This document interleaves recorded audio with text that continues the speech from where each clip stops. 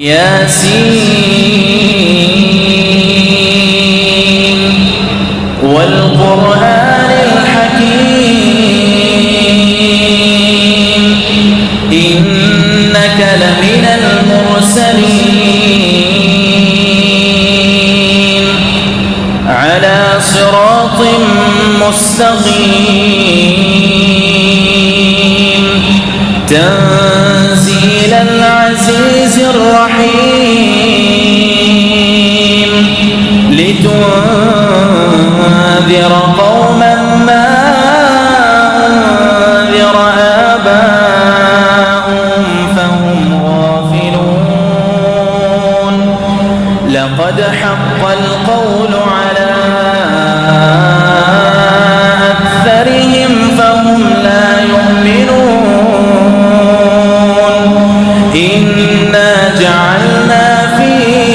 أعناقهم أغلالا فهي إلى الأذقان فهم مقمحون وجعلنا من بين أيديهم سدا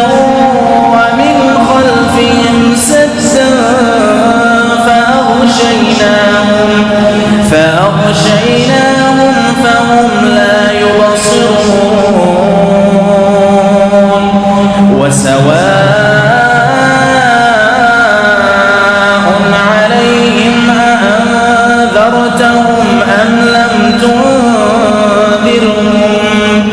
أأنذرتهم أم لم تنذرهم لا يؤمنون إنما تنذر من اتبع الذكر وخشي الرحمن بالغيب فبشره بمغفرة وأجر كريم إنا نحن نحيي الموتى ونكتب ما قدموا وآثارهم وكل شيء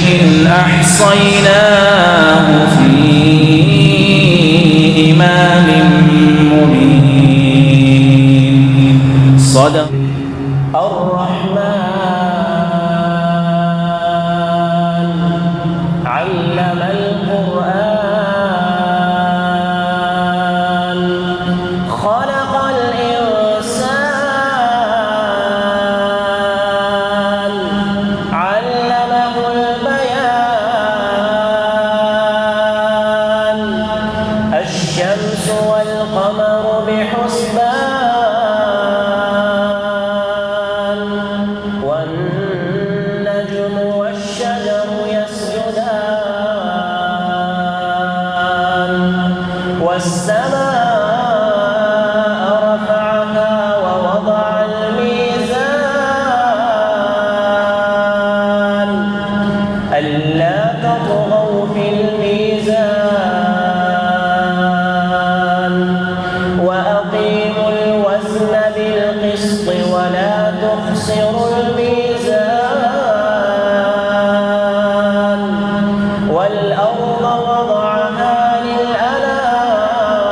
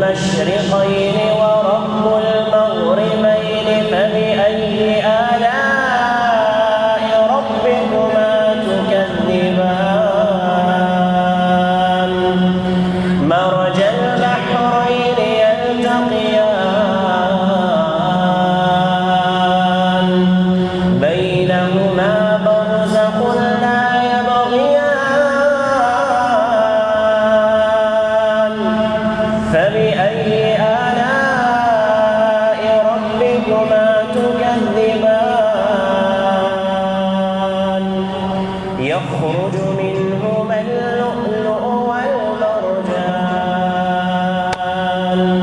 فبأي آلاء ربكما تكذبان وله الجوار المنشآت في البحر كالأعلام فبأي آلاء ربكما تكذبان صدق الله العظيم. قدرمندو تاسو د دوه کاریانو صاحبانو دا خپل صورتونه تاسو اوریدل ماشاءالله چې الله پاک ولې ډېر زیات ښایسته ګله ورکړې ډېر ښکلی اواز ورکړی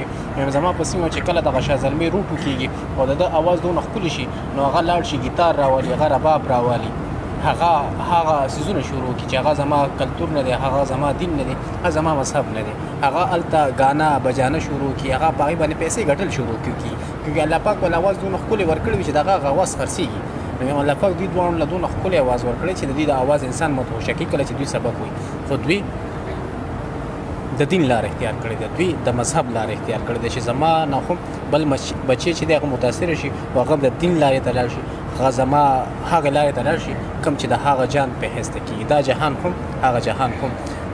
اخر کې یو پیره بیا د دواړو وروڼو ډېره زیاته شکریه څه پیغام ورکوئ نو زمون پیغام او ټول راول ټول مسلمانانو ورونو ته هغه دا دی چې خپل منځ کې مینه محبت اتفاق اتحاد دا ساتل پکار دي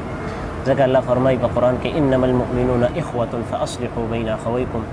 ټول مؤمنان ورونه دا خپله کې دا رونه دي ټول مؤمنان دا خپله کې رونه دي او که چېرته بالفرض د چا منځ کې تضاد راغی چا منځ کې خبرې اترې راغلي نو فاصلحوا بین اخویکم تاسو اصلاح کوئ واتقوا الله د الله نه یېرېږئ لعلکم ترحمون الله په تاسو باندې رحم وکړي بل پیغام زما د نوجوانانو ته خاص کر او بیا ټول امت ته هغه دا دی چې د ورځې بعض څه حصه د ژوند نه تاسو علماو ته ورکوئ تاسو د دین درسونو کې کښېنئ د قرآن درس ته کښېنئ که چېرته د قرآن ترجمه کېږي د قرآن درس کېږي قرآن او حدیث بیانېږي هغې ته کښېنئ انشاءالله د هغې مثال داسې دی لکه وخت په وخت بوټي ته چې لکه اوبه میلاویږي او پای باندې تازه وي نو دې سره به انشاءالله زموږ ایمان تازه کېږي او الله فرمای انما المؤمنون اذا ذكر الله وجلت قلوبهم مؤمنان انما المؤمنون الذين اذا ذكر الله وجلت قلوبهم مؤمنان هغه کسان دي کله چې د الله تلاوت کېږي نو د دوی زړونه دا یریږي وجلت قلوبهم د دوی زړونو کې ایره پیدا شي او د دوی زړونه په دې باندې وخوځېږي نو انشاءالله ټولو مؤمنانو ته زموږ ټول امت ته دا پیغام دی اول پیغام د مینې محبت او د اتفاق او اتحاد خپل منځ کې دویم پیغام دا دی چې علماو سره ناسته پاسته ښه صحبت انسان ښه طرف ته بوځي انشاءالله نو کوشش دکه پکار دی مننه قاري صاحب څه پیغام ورکوي زما خو د خپل ملګرو ته او دا کم چې زمون خویندې دي څومره زمونږ مشران دي کشران دي خاص کر په دې کې زمونږ دا کم مشران دي والدین مور او پلار دي ته زما یو پیغام دا دی چې تاسو د خپل کشران خپل بچي کغه ستاسو لوریانی دي یا ستاسو بچي دي الکان دي ټول تاسو د مدارس تر باندې کې او د مدارس تر راول چې د قرآن او حدیث نه خبر شي او د دې زده کړو کې او په دې باندې عمل وکړي او په دې کې هیڅ قسمه سختی نه د پکار په دې مدارسو کې هم او د کشانتي د کور طرف هم بلکې والدینو ته پکار چې خمینو محبت سره د خپل بچي د کور طرفه تربیت وکړي او بیا د کشن مدارس تراولي او بیا په مدارس کې کوم استادان دي زموږ ملګری دي خواږه استادان دي یا قرای کرام دي یا علماء کرام دي هغه تم پکار دي چې را بالکل دیوالونه د اجتناب وکړي او سختی دي بالکل په دې مدارسو کې نه کوي په دې مدارسو کې مینه محبت عام کول پکار دي ځکه قرآن او حدیث د مینه محبت سره رسول ډېر ښه اثر لري او د ډېر فواید دي اوس قرآن او حدیث دا خو هغه پیغامات دي د الله سبحانه و تعالی کلام دی خبرې دي د رسول الله خبرې دي اوس دې کې موږ سختی کوو وال کوو د دې هیڅ فایده نشته د دې نقصان دی ماشومان متنفره کېږي د دې قرآن د زده کړې نه به زما یو دوه پیغاماتو چې ګوره یو والدینو ته پکار دي بچو سره ښه مینه محبت وکړي د مساجد او مدارسو ته راولي او استادانو ته زموږ دا پیغام دی چې دي په مدارسو کې مینه محبت عام کړي او د والو او د سزاګانو نه یعنی ماشومان موږ په خپل لیدلي دي چې ډېر ناکاره وال خوري دی کله په ملا باندې تغمي کله خپې باندې د سیم د خپې لاس ماتي سر ماتي د دې څه فایده شو دا بچي خلک د مدارسو ته د دین زده کړې لپاره راولي. بس دا دوه پیغامات. جزاکم الله خیر. بارک الله فیک. قدرمنو ښه سوچ لرل چې دی نو دا یو ډېر زیات غټ کار دی. تاسو د دواړو د کاري احمد اعظم او د کاري محمد عاطف خبرې تاسو واورېدې چې ماشاءالله علم سره هغوی دواړه چې دي نو د بي اس انګلیش سټوډنټان هم دي نو د دنیا او آخرت په دواړو باندې چې دی نو کار کوي. پیغام یې ډېر ښکلی ورکړو. پیغام دا دی چې مینه وکړې،